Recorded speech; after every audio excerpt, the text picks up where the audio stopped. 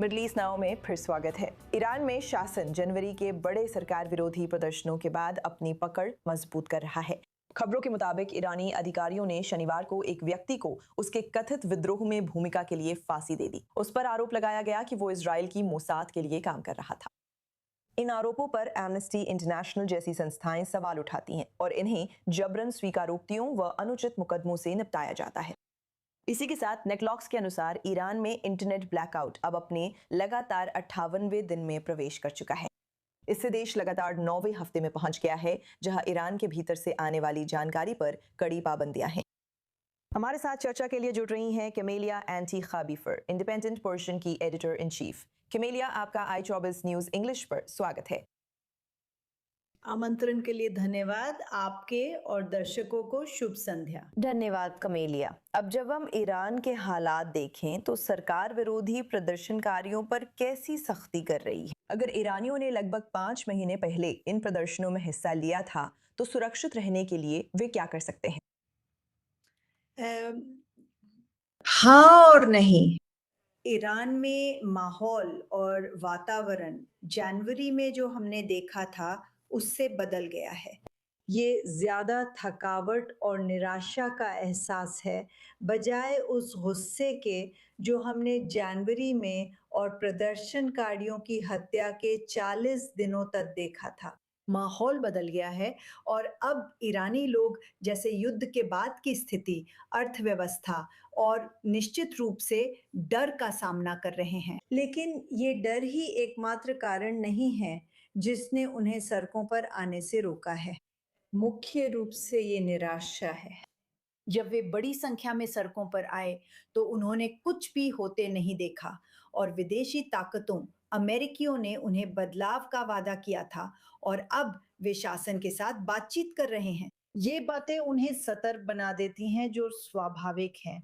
और बहुत सी बसीज टुकड़ियां हैं, जैसे कि क्रांतिकारी गार्ड्स के अधीन निजी मिलिशिया सड़कों पर हैं, नाके लगाए हुए हैं और शाम के समय वे शहरों के अलग-अलग हिस्सों में अभ्यास कर रहे हैं। और फिर जाहिर है ये सब ईरानियों को पीछे हटाने का एक और तरीका है, ताकि वे अब सड़कों पर आने के बारे में सोच भी न सकें। खैर, युद्ध शायद खत्म हो गया है, कम से कम ये युद्ध विराम लागू है, फिर भी इंटरनेट बंदी बनी हुई है। तो इससे क्या पता चलता है कि तेहरान सड़कों और जनता के खतरे को कितना गंभीर मानता है? ये एक और वजह है जिससे और ज्यादा निराशा हुई। ये बताना दिलचस्प है कि इंटरनेट ने किस तरह हम सभी की जिंदगी को रोजमर्रा के स्तर पर बदल दिया है और इंटरनेट को ब्लॉक करके न सिर्फ कुछ लोगों के कारोबार को नुकसान पहुंचाया जा रहा है, बल्कि इससे और भी ज्यादा निराशा हो रही है। जब लोग इससे जुड़ नहीं पाते तो वे खबरें नहीं पढ़ सकते, वे बाहरी दुनिया से उस तरह नहीं जुड़ सकते। इससे उन पर और भी ज्यादा दबाव पड़ता है।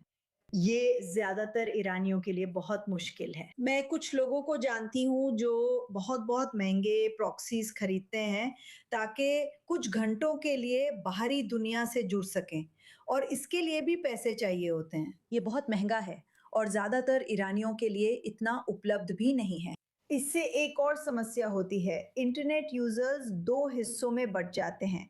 अमीरों को कुछ एक्सेस मिलती है, गरीबों को नहीं। हमें शासन की तरफ से ये नहीं सुनने को मिल रहा है कि इंटरनेट फिर से चालू किया जाएगा। शायद वे अभी भी इंतजार कर रहे हैं कि ये सुनिश्चित हो जाए कि युद्ध खत्म हो गया है और अमेरिकियों के साथ शांति समझौता हो गया है, तब वे इंटरनेट पर लगे प्रतिबंध हटा देंगे। खैर, कुछ फुटेज जो ईरान से बाहर निकलने में कामयाब रही, उसमें वास्तव में मृत शासन नेताओं की एक नई भित्ति चित्र दिखाई दी है, जिन्हें अमेरिकी और इजरायली हमलों में मारा गया था। इसे मशहद में अनावरण किया गया था।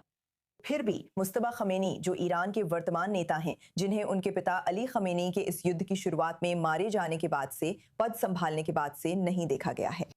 मुस्तबा को इस चित्र में मृतकों में जोड़ा गया था। क्या ईरान में लोग मानते हैं कि नेता सच में मर चुके हैं? जब मैं ईरानियों से बात करती हूँ कभी-कभी अपनी रिपोर्ट के लिए और खुद ये सुनिश्चित करने के लिए कि मेरे सहयोगी सही रिपोर्टिंग कर रहे हैं, तो मैं किसी से पूछती हूँ। फ़ोन को अलग-अलग जगहों पर ले जाती हूँ, जैसे कि हेयर सैलून, बाज़ार, किराने की दुकानों पर। मैं फ़ोन पर अजनबियों से बात कर सकती हूँ और उनसे वही सवाल पूछती हूँ जैसा आप मुझसे पूछ रही हैं। कई ईरानी मानते हैं कि वो मर चुके हैं, भले ही न्यूयॉर्क टाइम्स कुछ और कहे। वे कह रहे हैं कि उनकी सर्जरी चल रही है या ट्रंप ने कहा कि उनका चेहरा बिगड़ सकता है और उन्हें कुछ विकलांगताएं हो सकती हैं। दिलचस्प है कि ईरानी लोग उन्हें मरा हुआ मानते हैं और इस विश्वास के बिना कि वह जीवित हैं, वे अपनी रोजमर्रा की जिंदगी जी रहे हैं और ईरान और अमेरिका के बीच हो रही शांति वार्ताओं को देख रहे हैं। शायद वो केवल अपने समर्थकों के एक बहुत छोटे कट्टरपंथी समूह अतिवादी इस्लामवादियों के लिए जीवित हैं, जो शाम को कुछ चौकों पर आकर झंडे लहराते हैं या कट्टरपंथी नारे लगाते हैं। बाकी ईरानियों के लिए शासन मर चुका है, नेता मर चुका है। न कोई जुड़ाव है, न ये जानने में दिलचस्पी कि वो जीवित हैं या मर चुके हैं।